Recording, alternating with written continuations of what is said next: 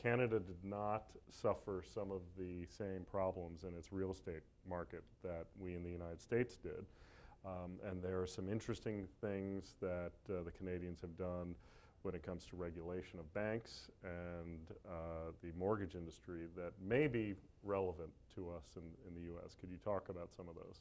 Well, the Canadians came through this crisis. They had their problems, but they were much better controlled and less than our problems.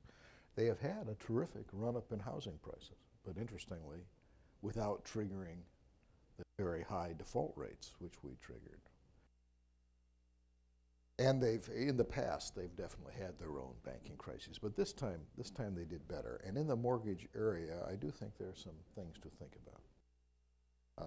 The Canadian system is more creditor-friendly, more insistent on the obligations of the borrower in a mortgage loan, in the important sense that all Canadian mortgage loans have full recourse. That is, you pledge your house as collateral.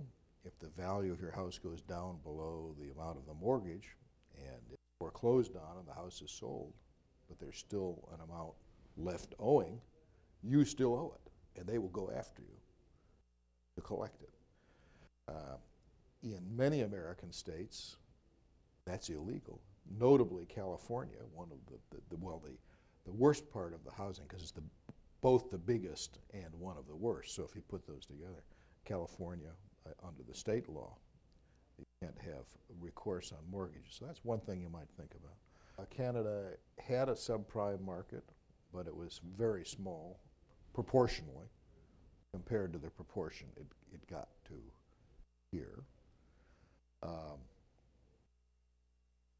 In Canada, most of the mortgages are kept on the books of the banks, so you'll get this idea which is called skin in the game, which is if I'm making a loan and somebody else is going to own it, maybe I'm less careful than if I'm making a loan and I'm going to loan it. Now note, it doesn't keep you out of trouble.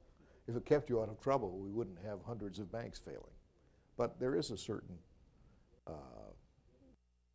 force in the idea of having to eat your own credit cooking, so to speak.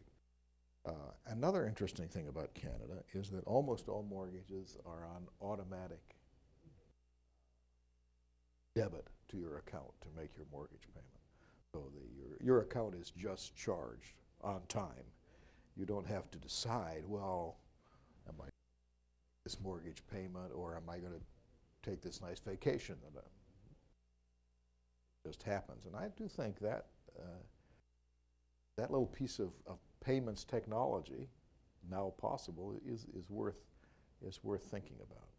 So there are these elements that are more holding to the seriousness of the credit obligation in Canada, seem to have helped them.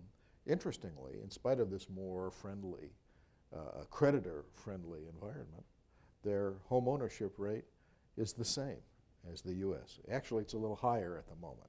68% of Canadian households own their homes, 67% of American households. So we, for decades, have had a political argument, which is, well, we want home ownership, so we have to, in various ways, lower credit standards, make it easier for people to borrow,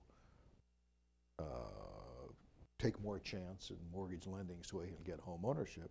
Here's this interesting, more conservative, and it appears, at least so far, more successful lending approach, but you get the same home ownership. That ought to give us serious doubts about the theory that the way to get home ownership is to make lending more riskier.